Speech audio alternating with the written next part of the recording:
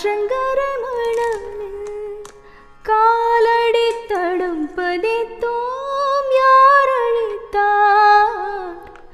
நந்தவன கரையில் நட்டு வைத்த செடியில் முட்டு விட்ட முதற் பூவை யார் பறித்தார்?